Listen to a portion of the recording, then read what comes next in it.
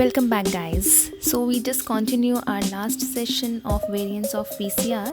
So just move on to the allele specific PCR, and this is a recently used term. We use this for many oncology applications. So allele specific, it is used for the detection of SNP, single nucleotide polymorphism, or single base differences in DNA. So this is based on single nucleotide variation, and it requires prior knowledge for DNA sequence, so including difference between alleles, and it uses primers whose 3' end encompasses the SNV. So simply, this term allele suggests that technique used in this type of PCR is specific to the particular allele. So if one allele has an SNP and other alternative form is normal, we can analyze both alleles by designing primers for each allele.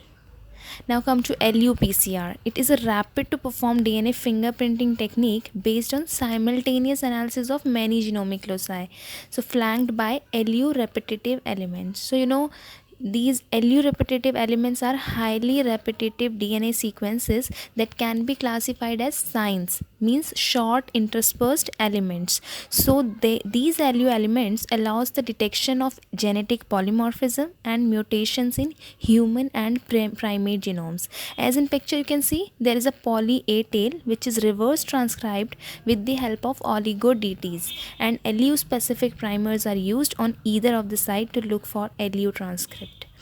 And we are all familiar with RFLP, AFLP and RAPD. So what these terms mean?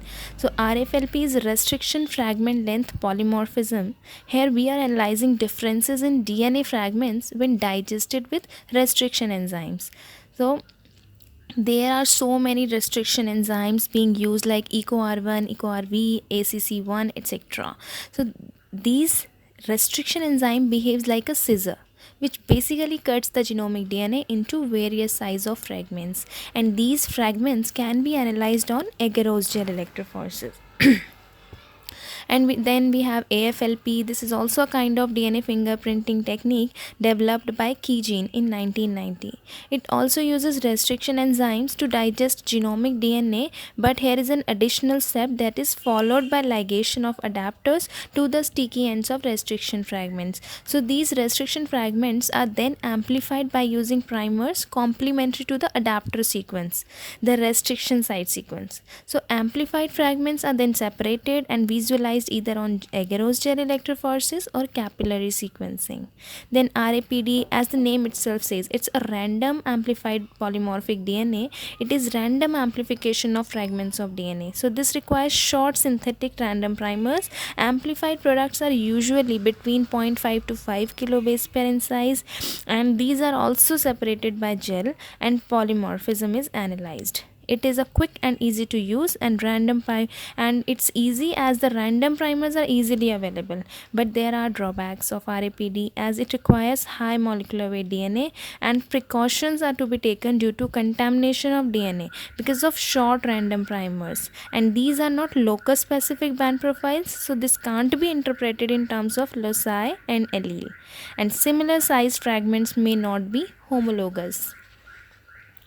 And now come to assembly PCR. In this type, synthesis of long structures by performing PCR on a pool of long oligonucleotides with short overlapping segments to assemble two or more pieces of DNA into one piece.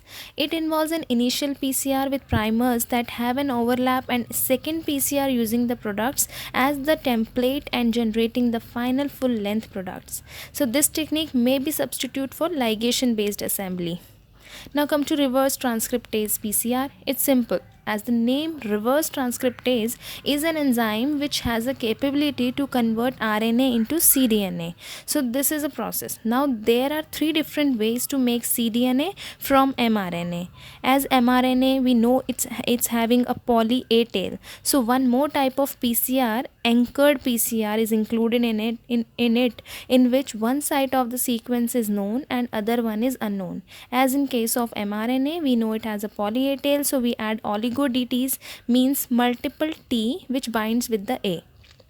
Or we can use just random primers, and the third one is gene specific primers. Now come to cold PCR. means co-amplification at low temperature. Here denaturation temperature is low. This novel form of PCR selectively amplifies low abundance DNA variants from mixture of wild type and mutant containing sequences. Here the hybridization occurs at 70 degree.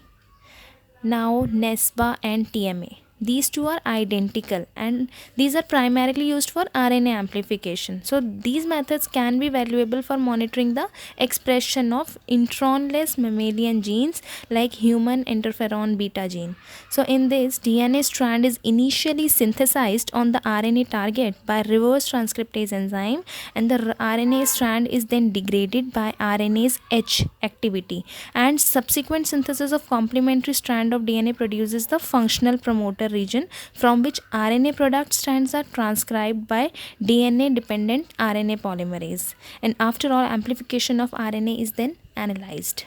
Similarly, in TMA, transcription mediated amplification, two enzymes are used, reverse transcriptase and T7 RNA polymerase.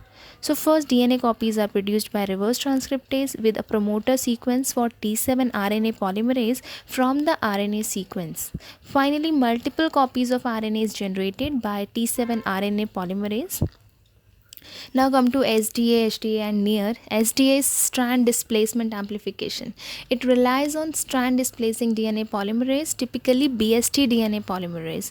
Large fragment or clino fragments 3' to 5' exonuclease to initiate replication at the nick created by strand limited restriction endonucleases or nicking enzyme at the site contained in a primer. Nicking site is regenerated with each polymerase displacement step resulting in exponential amplification. Then we have HDA, helicase dependent amplification. It is the unwinding activity of double stranded DNA with the help of helicase that do separate strand, enabling primer annealing and extension by strand displacing DNA polymerase. So like PCR, it requires only 2 primers. Then near, it employs strand displacing DNA polymerase initiating replication at nick created by nicking enzyme, rapidly produces many short multiple nucleic acids from the target sequence, and it is commonly or basically used in pathogen detection. Then ISSR, intersimple sequence repeat. It's a technique used mostly for plant species. It is based on variation found in region between microsatellites. It uses single fluorescently labeled primer to detect a target amplify regions between identical microsatellites. Then methylation specific PCR. This method is used for gene or sequence specific detection of DNA methylation. DNA undergoes bisulfite conversion of cytosine to uracil, and then methylated sequences are selectively amplified with primer specific for methylation like we do for MGMT. Then LAMP.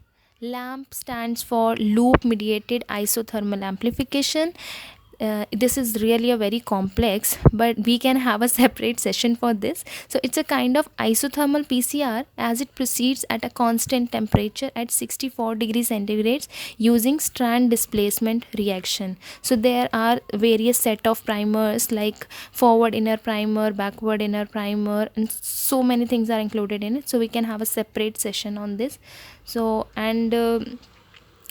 these are all the variants. I have covered almost all the variants. If there is someone skipped, we can have a next session for that. Thank you and take care.